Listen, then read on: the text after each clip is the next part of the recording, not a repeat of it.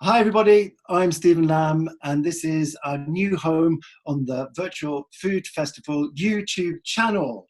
We've got some really great announcements and some big news, including a new event which is going to happen this Sunday, the 26th of April at 5 p.m. and you can get involved and it's going to be interactive. It's called the Festival Fringe. And so in order to be able to explain a little bit more about what we've been doing and the new content coming, I'd like to invite across Jack Stein and Ross Geach, co-founders of the Virtual Food Festival.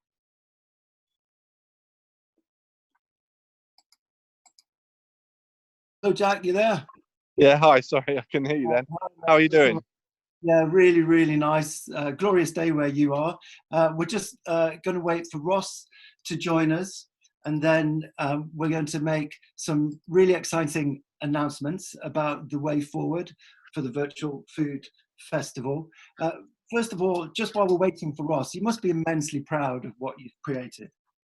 Yeah, I mean, it was one of those rare moments when somebody comes to you. Ross came to me with an idea, and you just think, right, let's go on this. And we were in a position where we could just, we all hands to the pump. We got it done in a little under a week, to be honest. And yeah, the feedback was amazing. The Instagram live thing worked really well.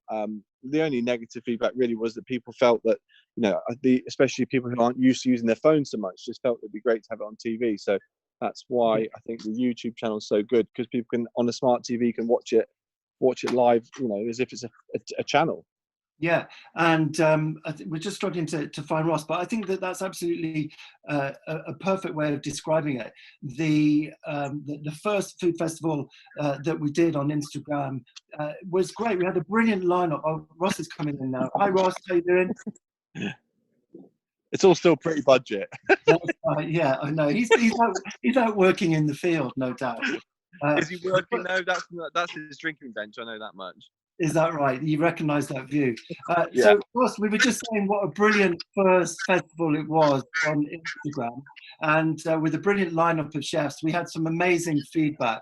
And Jack and I were just talking about how it seems that people want to see more of us. They want to see more content. And so the new Virtual Food Festival channel on YouTube is the perfect place to do that.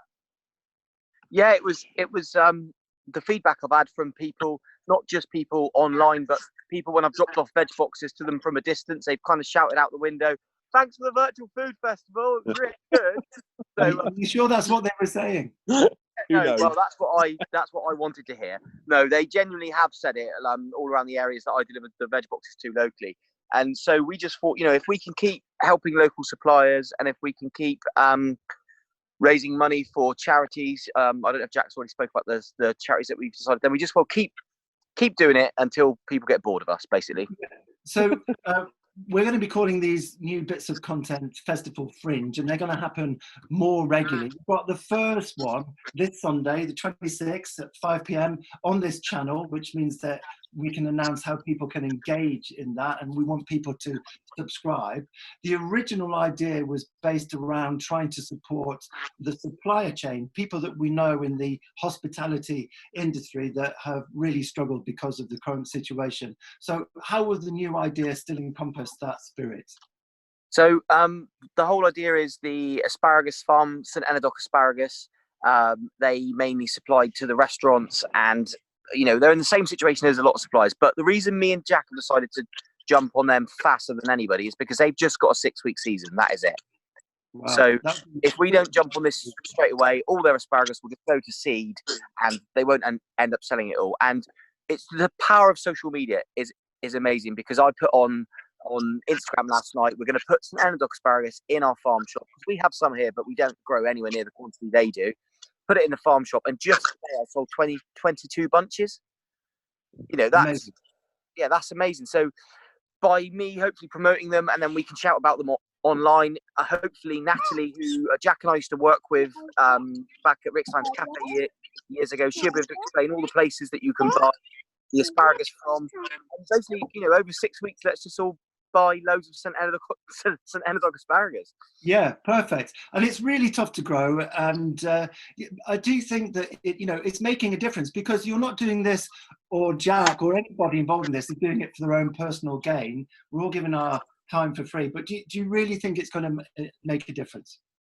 Yeah, I genuinely think it will. And the feedback, not just from the virtual food festival, but the feedback from the ingredients that currently the locals in my area are all eating, they've never actually had access to fish right off the boat, unless you've got a mate who's a fisherman. Yeah. And so something else that me and Jack really want to talk about is the fact, how can we keep this going after? How can all these locals still be buying fish right off the boat, or right out the back of the fisherman's van, instead of having 2, 3, 4 middlemen, and so, because the freshness is the key, the flavor is second to none, and I just think we need to keep this going. So we need to be buying as direct from source as much as possible. Yeah, and we're dealing with human beings. Maybe this is an opportunity to bring in Jack, because Jack's also got some brilliant news, some more announcements, particularly around about partnership and content, but mostly how people can get involved on this channel. Hi, Jack. Tell us your news.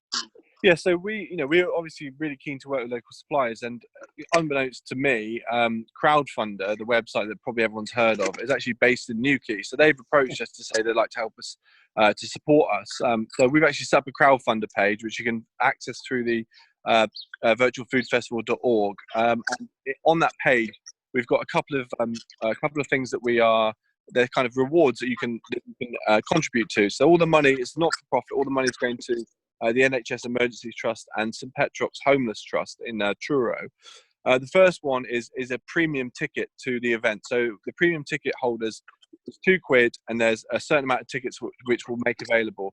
And those people who are successful and win that kind of sort of, I guess it's like a kind of, like a tombola or something, they get to actually sit on the channel, and during my food demo there'll be a Q&A with them, and I can pull them up, and they can become like Steve here or like Ross. They'll be on the live stream, and we can talk all about how to cook and prepare and to use asparagus. And then the main prize, which is actually really exciting, really unique, is well, I would say that because I'm involved in it, but it might be terrible. Is for a £5.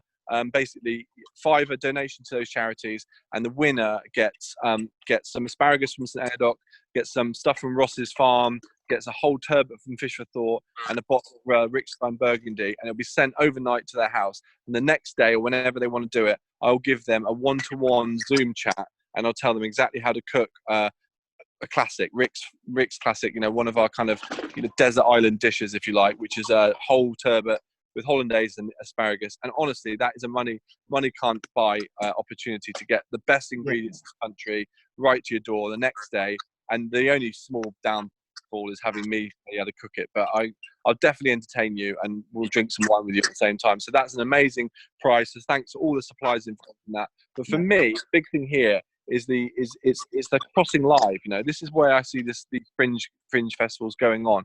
It'd be amazing to cross live to a fisherman coming in with fish, on his boat, like what Mitch did in the first virtual food festival. That really struck a nerve with me, and I was like, this is amazing. We could actually cross live to Johnny Mert, who's coming in with crab and lobster, and then people can buy that. And this is the way that I see this thing going forward. But like I say, then the final thing I've got to say is that the next virtual food festival, the lineup is being built now, and we'll announce the lineup on Sunday at the end. So really, this Fringe is all about a new way of working for us to do a smaller version, really focused on one supplier, but also we all understand that there's asparagus suppliers all over the country that will benefit. So yeah, can't wait. It's gonna be fantastic, and yeah, we're just stoked to be on YouTube. So yeah, brilliant.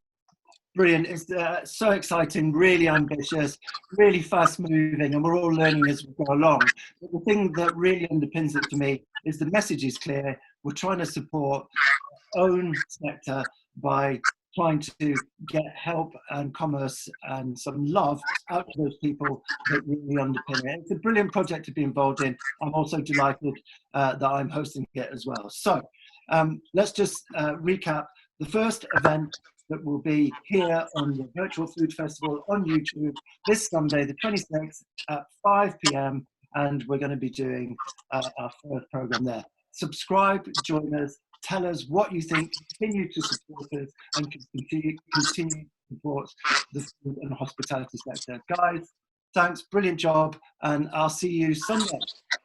See you See you Sunday. Sunday. Thanks, Steve. Cheers, bye. Cheers. Bye.